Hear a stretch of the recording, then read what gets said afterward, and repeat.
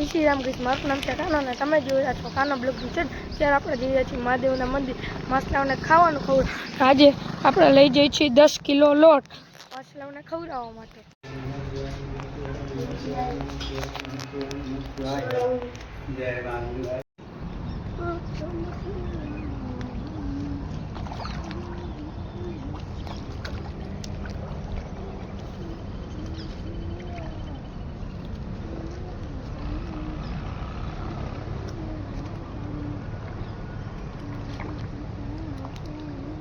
હું તો દાગ્યા ને એવા લોકો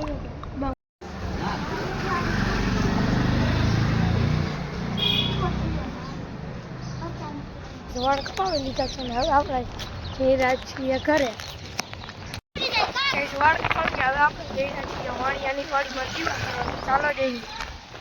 એ જગ્યાએ અમારા દાદા અહીંયા સાફ કરે છે ને પછી કરશે દીવા બત્તી.